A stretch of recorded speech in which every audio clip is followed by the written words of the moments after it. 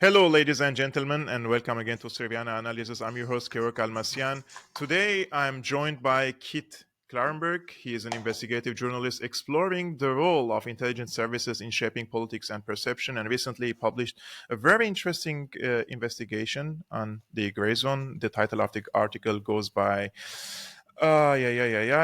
Bombshell filing 9/11 hijackers were CIA recruits, and this has caught my attention on Twitter, and I have went through and I found it very interesting, especially some of the details connecting these two persons who participated in the hijacking of the planes and their connections with Saudi intelligence, most probably. So, Keith, thank you very much for being my guest. I would like to discuss this issue with you, and I think the audience of Syriana Analysis would appreciate this input. Thanks for having me on.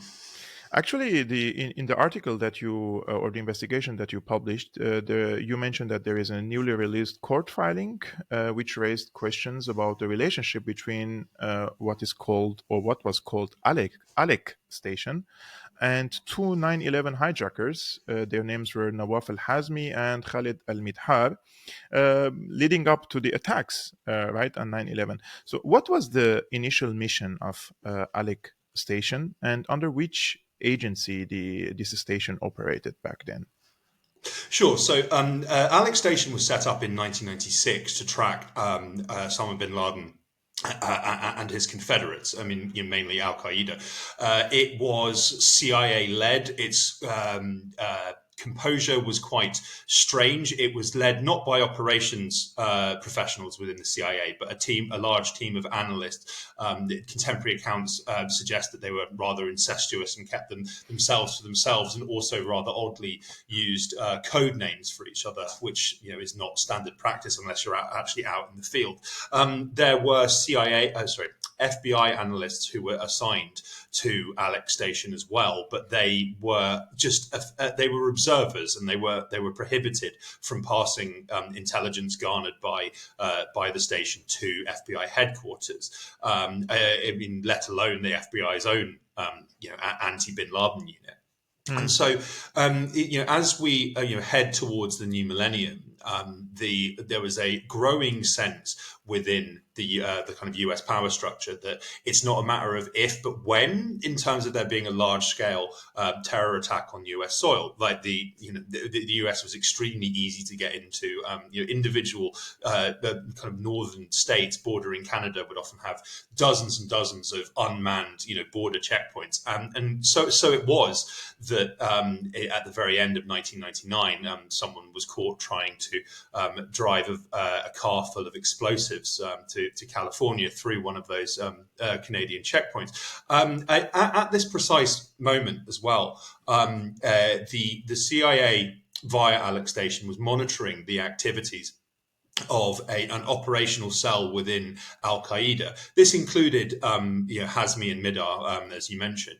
And at the very start of 2000, they attended a conference in Kuala Lumpur, where there were numerous, kind of high-ranking Al Qaeda representatives, and this was known about by the CIA in advance, and it was recorded and photographed by Malaysian authorities at the CIA's request, but they didn't capture sound, allegedly, for whatever reason. I mean, that's probably of higher importance than rigging a camera outside to take photos of all the people coming and going, one might think. But anyway, so I mean, it is speculated that numerous major Al Qaeda attacks, including 9/11, were discussed there, but we don't know for sure. So en route to Kuala Lumpur, Midar passed through Dubai, and the CIA knew about this, so they broke into his hotel room and they photocopied his passport. Now, they found in his passport a multi-entry visa to the US.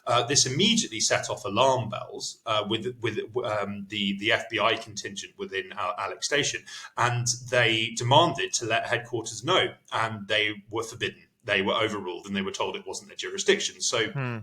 Yes, mere weeks after this foiled, large-scale Millennium Plot, and with the White House putting together, which was still led by Bill Clinton at that time, putting together a comprehensive action plan for dealing with the threat of quote-unquote terror attacks in the US, Hazmi and Mihdhar slip into California via Los Angeles without hindrance, without any problem whatsoever. And then immediately at an airport restaurant, they meet an individual named Omar Bayoumi, who was a Saudi national living in the US. And he strikes up a conversation with them. There are some accounts that he dropped a bit of paper by their table first, which is, what could be more suspicious than that? And immediately he gives them thousands of dollars towards their rent. He finds them an apartment near his own, and he offers to help find them jobs and stuff. And this is in LA. Yeah, this is happening in LA. Yes. And he years later, he claimed when he was interviewed by representatives of Operation Encore, which was the FBI probe into Saudi ties to 9/11, he was asked about what was the purpose of this meeting, and he claimed it was completely accidental, and he'd overheard them speaking Arabic and could tell that they couldn't speak English, and so out of charity and sympathy, he offered them all this absolutely extraordinary support.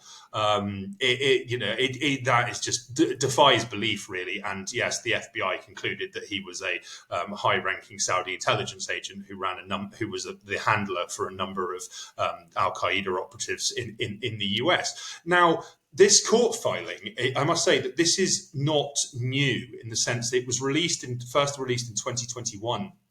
By the Office for Military Commissions, which is the legal body which is overseeing the prosecution of Al-Qaeda suspects. And when it was initially released, it was completely redacted, apart from, rather ironically, a scrap of text saying unclassified. And so there's a website called Spy Talk, which does some fantastic work. Not as good as my own, obviously, which they managed to get their hands on an unredacted copy. And yes, I mean, it is quite remarkable. I mean, my work kind of it digs very heavily into the 9/11 aspect, but there's all sorts of other intriguing nuggets, and I would urge people to read it in full, and maybe even do some follow-up investigations of your own. It's an absolutely remarkable document. So, is it Nawaf or Khalid al-Midhar or al-Hazmi? They passed through Dubai, or both of them? Both of them at the same time. And they and their passports were photographed and scanned in Dubai. So yes. it was the CIA, NSA, and the FBI. They were informed that these individuals are coming to the United States. Well, I mean, the FBI know, at least officially, there's a contemporary CIA cable which says this information was passed to the FBI, and it wasn't. But they were on NSA and CIA terror watch lists, yeah. And so, I mean, I think that this is highly significant because their presence in the US, even under the kind of rather limited pre-Patriot Act rules and regulations governing terror suspects, they should have, by law, their identities and photos and all other biographical information held by the CIA should have been passed to the FBI, and it wasn't, which kind of sets off alarm bells. Now, one of the most remarkable finding for me in the filing was that that Bayoumy's introduction to these people, his advances with them at the LA airport, were done at the behest of the CIA. Questions have hovered over the nature of Bayoumy's relationship with them, and indeed quite who he was for many years. But the fact that he was doing this explicitly on the CIA's behalf and at their direction, that is a whole new dimension to this. And so, moving on from here, the CIA, particularly as 9/11 nears, which is over 18 months later, there is quite clearly a very, very tight circle of protection which is provided to Hazmi and Mihdhar. So in June 2001, my how the years fly, they called a meeting with representatives of the FBI, Alec Station, and they present FBI officials there with pictures of three men, two of whom were Hazmi and Midar. But they didn't say who these people were, and they didn't answer any questions about them. And they actually attempted to misdirect the FBI by suggesting that one of the pictures depicted Fard al-Quso, who was a suspect in the 1998 USS Cole bombing.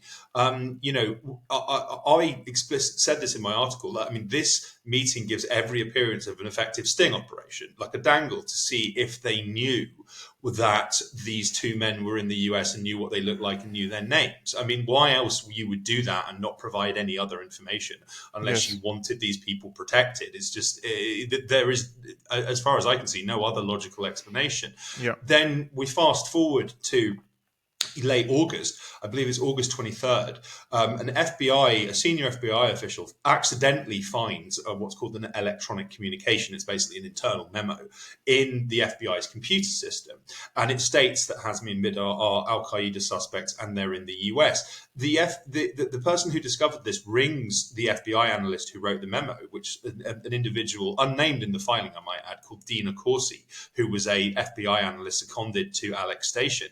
And he asks her questions about it. Very quickly, she becomes extremely angry. I mean, it's referred to as the conversation becoming rather heated, euphemistically in the filing. And she says that he must delete his copy of the electronic communication immediately and discuss it with no one, and forget that he found it because he's not authorized to view it. The very next day, the FBI headquarters arranges a conference call with this nameless FBI official and Dina Corsi, and they explicitly tell him to leave it alone. Because he was in the FBI's criminal division, and they say, well, we're thinking of launching an intelligence investigation into Hazmi and Midar, so just leave it alone. And his response is, well, this is going to get people killed. How right he seems to have been. But the core thing here, the timing is quite interesting as well, is that an intelligence investigation, there were strict limits on the methods the FBI could use in order to track people down. In a criminal investigation, all stops are pulled, the gloves are off, and they could have monitored these individuals' financial records, and this is and indeed who they associate with, etc. And bearing in mind that the hijackers, by and large, booked the tickets for the flights on 9/11 using credit cards in their own names. They were not attempting to cover their tracks in any way. And what's remarkable as well is that following 9/11, there is another conference call where there are numerous FBI field officers and officials on the line, and Hazmi and Midar's presence on Flight 77, which hit the Pentagon, is acknowledged by FBI officials. And one of the people on the call ran their names through a commercial database, which is just an open source database that anyone in the US has access to. And they found a home address for Hazmi and Midar in California. What's even more remarkable is at this time they were living with an FBI informant who told his handler about them. There are reports from their neighbors suggest that they behaved very suspiciously. They didn't get any furniture. They spent all their days sat on mattresses playing Flight Simulator, and then occasionally a limousine would pick them up at night. I mean, it's just it boggles the mind, actually. There was a narrative emerged following the 9/11 attacks that these people were, they were terrorist masterminds, and there were all of these efforts to keep themselves secret. And the reality is that they operated in plain sight with virtually no or zero attempt to shield who they were or what they were doing at any time. Actually, the information you mentioned is really mind-blowing, and I just want to mention another personal information. I remember in 1998, just 1 year before, I believe, 1 year or 2 years before this, Nawaf al-Hazmi and Khalid al-Midhab traveled to the United States, my parents applied for an American visa in Damascus.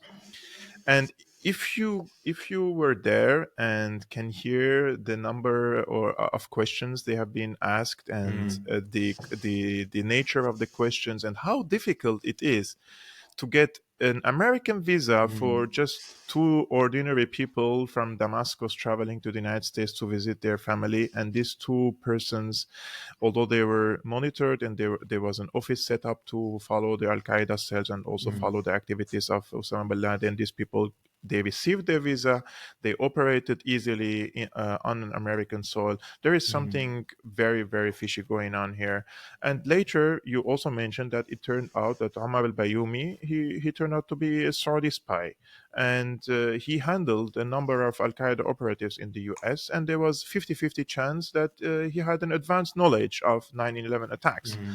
So the question here is, if this is true, if this is true, don't you think Bandar bin Sultan, who was the Saudi ambassador in the US, with very close ties to the Bush family. He was even called Banda Bush back then. Mm. He may also be involved in such an operation, or he at least have knowledge about it. I mean, it's almost certain. I mean, the Saudi angle is even more interesting when you consider that, yes, I mean, it's very interesting you mentioned your parents' experience of trying to get a visa.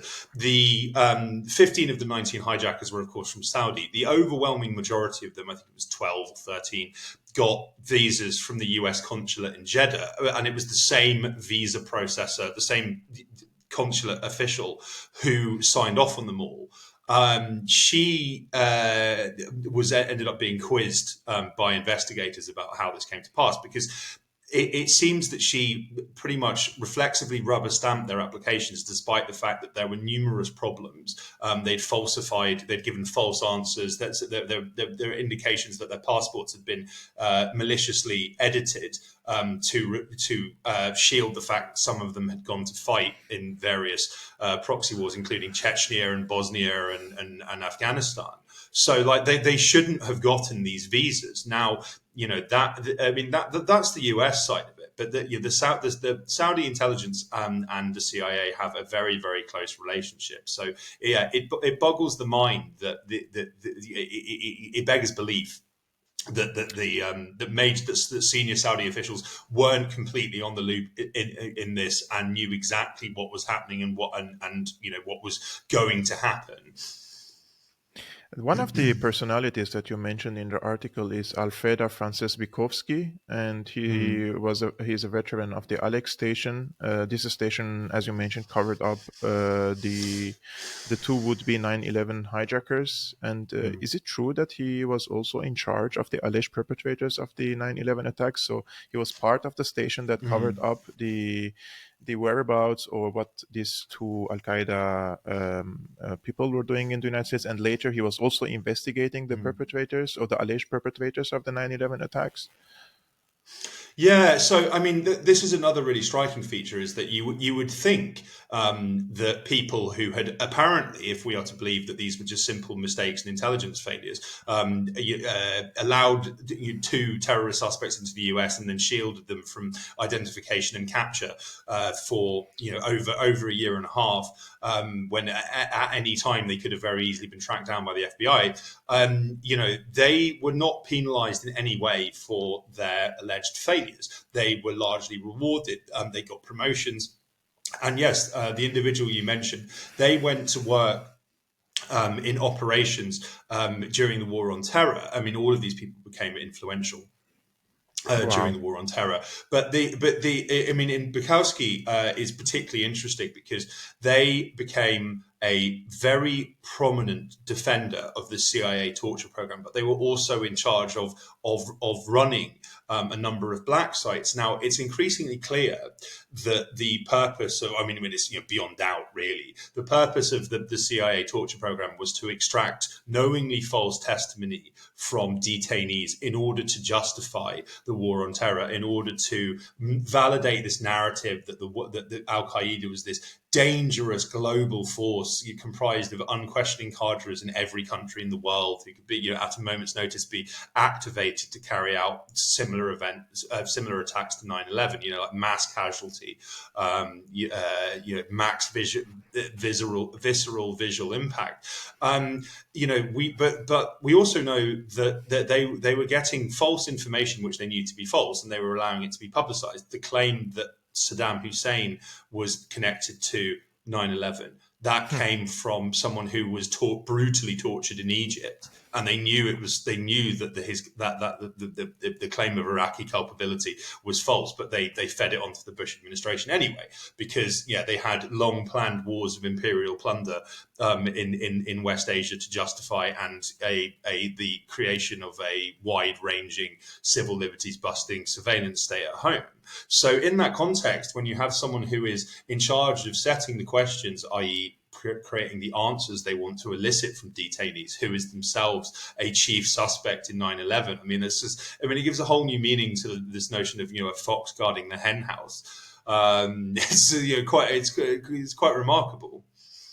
Actually, some people ridicule the fact that the United States, whether it's an empire or not, they need justifications for the continuation of the war on terror and their stay in Syria. For example, I've been listening to the discussion in the Congress about this bill by the Republican congressman who was calling for the withdrawal of the U.S. troops from Syria. And some of the congressmen were saying, if we don't fight ISIS in Syria, then we have to fight them in our country.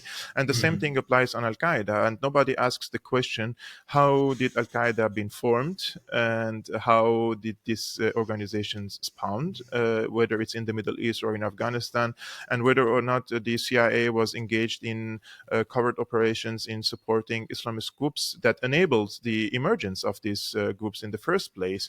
There's also the argument that says, after the collapse of the Soviet Union, if you see the historical cycle, any empire needs an outside enemy or foreign enemy, the other. So in order to justify your aggressive wars, for example, worldwide. And the Islamic terrorism was the best justification, in my opinion, especially after 9/11, in order to wage at least the war in Afghanistan and the war in Iraq. So if we connect the dots, and with the information that you presented, it seems to me that there is a complicity with Al-Qaeda here in terms of allowing them to conduct such an operation inside their American territories. And against what target? Against the Pentagon, and which declared, I think it was Rumsfeld that declared 2 days before the attacks, that they lost a few $1 trillion in that building. So there are few, I would say, facts that, if we connect it together, it's really striking. The least to say, I don't want to go into more conspiracy theories here, but if I want to ask you this last question about Omar al-Bayoumi. Do we know anything new about this guy? The whereabouts? Is he alive? Is he dead? Is he in the kingdom? What is he doing now? Well, he seems to have gone largely off radar. So I believe it's in 2003 he actually exits the US, and then he attempts to return, and he's deported upon arrival as a suspected spy. And yes, he seems to have gone rather quiet. I mean, I do think that the Saudi aspect of this, I mean, yes, they were involved and they knew, but it's easy to overrate. And I think that's probably what the US power structure wants, is they want to just blame this on the Saudis. I mean, this wouldn't have happened without the witting collaboration, if not direction, of the CIA. I mean, I think that it is a straight client and patron relationship, really. I mean, it's rather similar to Israel. And so when the 9/11 families of people who were killed in the attacks have for a very long time been waging a class action suit to force the US government to be more transparent about Saudi Arabia's role. For the longest time, records were withheld on the basis of national security, and state secrecy was a bit of legislation they've invoked over and over again. And then finally, in 2021, the Biden administration ordered the FBI to start unsealing records, not the CIA, I might add, but the FBI published a large amount of papers that received zero media coverage. Including the records of Operation Encore, which I mentioned, which had all of this information about Bayoumi and the likelihood that he and therefore the Saudi Arabian government had detailed advanced prior knowledge of the attacks. This was completely ignored, and there's a sense by the mainstream media, and I think there's a definite sense, which is it's quite ineluctable, is that this is a limited hangout, because I mean, it's probably unlikely that the detailed plans for 9/11 were ever put together by the CIA, for example. But there will no doubt be a breadcrumb paper trail of of sensitive information leading straight back to the CIA, which the US government does not want to and never will release. So, I mean, in that context, I think, yes, that kind of Saudi Arabia becomes a fall guy. And this is at a time when relations between Washington and Riyadh seem to be running out of gas. And Riyadh is increasingly looking to Beijing as, the kind of, as a both economic and security guarantor of the future. We've seen that this has already produced stunning results in Yemen. I mean, and it could elsewhere in West Asia. But I mean, in that context, the House of Saud may well have seen the writing on the wall and felt the way the breeze was blowing, and may have felt that they were being primed to take the rap for what was ultimately a CIA operation. And that's is part of the reason they have decided to turn away from the US. Yes, actually, I was watching one of the interviews of MBS. This was 3 years ago or 4 years ago, and he mentioned that Saudi Arabia was tasked, like I'm quoting, like tasked by the United States to spread Wahhabism abroad. And we know the grassroots or the ideological root of Al Qaeda also comes from the Wahhabism. And Saudi Arabia was tasked to build hundreds of what is called madrasas. Madrasa in Arabic means school, but those are religious schools in Central Asia, in Far East Asia, in Kazakhstan, Tajikistan, and also in the Middle East and North Africa. And these schools have radicalized the youngsters in particular in order to radicalize the society. And this was tasked by the United States. And it seems that after 2018, Saudi Arabia stopped this.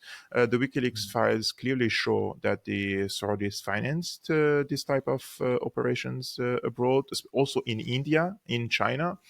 And recently they have stopped, and we have seen when Saudi Arabia stopped the support, in 2018, the Jaish al-Islam in Syria, for example, which was a Saudi-backed terror group, they crumbled in a matter of weeks. They couldn't survive. So it's a good news that Saudi Arabia is changing course and is also becoming bridging, let's say, with China economically, and this will bring more peace and stability in the region. And we can see also the result, as you mentioned, in Yemen and now also in Syria. And I think the Chinese role would be protective for these peace processes. Kit, thank you very much for being my guest. I really appreciate that you dedicated time for me and for the audience of Syriana Analysis, who definitely appreciate your insights. This was a very interesting chat with you, and those information are very, very important. And guys, if you want to revise and reread the article, I'm going to put the link in the description below, and also the Twitter account of Kit. Please give him also a follow and follow his work. It's very important to support independent journalists and also network with independent journalists and bring light to their work. Thank you very much, Kit. Assalamu alaikum. Alaikum assalam. And guys, if you want to, I will just mention a few things. I will put a link in the description below also about the Armenian Genocide. Today is the 108th anniversary of the commemoration of the Armenian Genocide. If you want to learn more about it, I have posted the video last year. I will put also in the description. And if you want to support an independent work like I'm doing, you can become also a patron. And see you next time.